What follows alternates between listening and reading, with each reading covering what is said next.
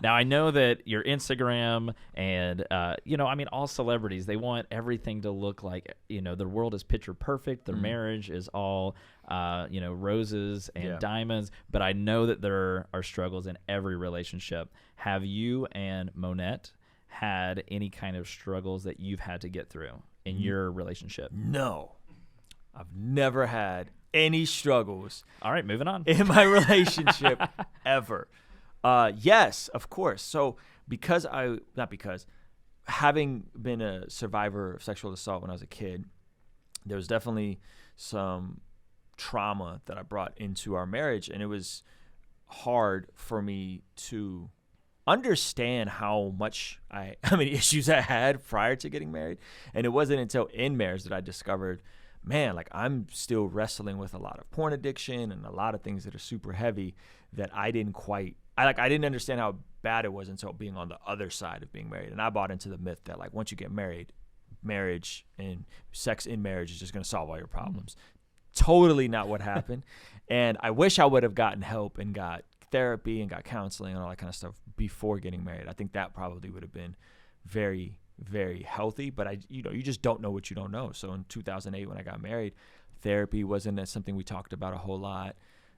Sex addiction wasn't something we talked about a whole lot. I knew porn was bad, but that was just as deep as it went. Like porn bad, lust bad, but not like understanding that lust and porn are symptoms, and a lot of times not the actual issue. And the issue is deeper than just like, oh, I like looking at naked girls. It's like, no, it was deeper than that for me. And I took that into marriage. And at one point I had to confess, like, this is still a struggle for me, and it was hard. But it was the first step to freedom and liberation in that area. And it was a journey, but man, I'm so grateful having gone through like that tension and her like not knowing how to process it initially, and now being in a much better place by the grace of God. So we're here with Instagram Live, and all your listeners are wanting to know, like, the big question that keeps popping up is, how do you continue to date your wife into the marriage? Especially when you have little kids, which can be hard. Yes. And there's certain things that are great about Christians and Christian culture. And a lot of times it's like, you need a date night every night with your wife. You should date your wife every night. And it's like, not night, every week. Every week you should have. I was like, wow. Every night would be cool too. But when you have kids, little kids, when you are broke, when you're trying to be frugal, that could be very, very difficult to do. And so we have amazing friends close by, and even family that's offered, hey, like, if you guys want to go on a date night, like, you can drop the kids off. And when you have a baby, like we have a 4-month-old Zoe, right? And the same thing with Levi. Like, we don't really want to leave our babies with anybody. Like, I don't trust a lot of y'all. so there's that. And then there's the physical, like just leaving a baby with someone for a couple hours to go and have dinner and a movie. So what we've done, this is just what works for us, is when we put the kids to sleep, our favorite pastime is binging shows together. So every night, say 9 out of 10 nights, we're together watching shows. The kids are asleep, and Levi goes to bed around 7:30. Zoe's a baby, so she's kind of in and out of sleep, and we just watch shows every night. We eat dinner together every night, and it doesn't have to be this big dress up. You need to go on a date and go have dinner and do this thing. We do it every night, and in the process, I don't know if this happened before or after we started doing this, but I discovered that they've done studies, and couples who binge watch shows together actually feel more connected and closer together, and it's like one of the most beneficial things you could do. Really? For your marriage is binge watch shows together.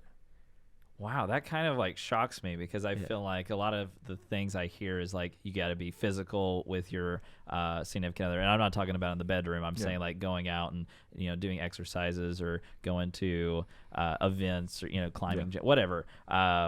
I know for Ashley and I, we've been using the Adventure book. I don't know if you've heard of that. Mm-hmm. They have one for couples. They have one for families. And you can just like scratch off mystery dates. Mm-hmm. So yesterday we ended up painting portraits of each other from across. Aww. So we were sitting like this. We're painting portraits. Mine looked horrible of her. It was embarrassing. but you're painting, and then you were supposed to play classical music. You were supposed to dress up nice, and then we had like little glasses of wine that we were drinking. It was really nice, and we ended up liking them enough. She fixed mine and doctored it enough to where we can put them on the wall. So and it's fun little dates like that, and they're pretty cheap. So that's kind of been our way. But I feel like going into marriage, you got to continue to, like you said, date your wife, find those things that connect you. Hey y'all, we hope you loved this conversation. Here at Young Married Christian, we are on a mission to see a gospel-centered home made available for every single child in the foster care system. There are 400,000 kids in the foster care system, and there are 400,000 churches in America. Wow. That is crazy. This is absolutely a solvable problem, and we want to be a part of it. If you want to join us in that mission, text the word freedom to 833-370-1610. 833-370-1610. 833-370-1610. I just did it. And another thing you can do that is really helpful is to smash the like button on this video. Smash it like Satan's face. Crush it like it's Lucifer's head. It really helps us a ton, so smash that like button, subscribe to this channel. That's it. Smash the like button on this video.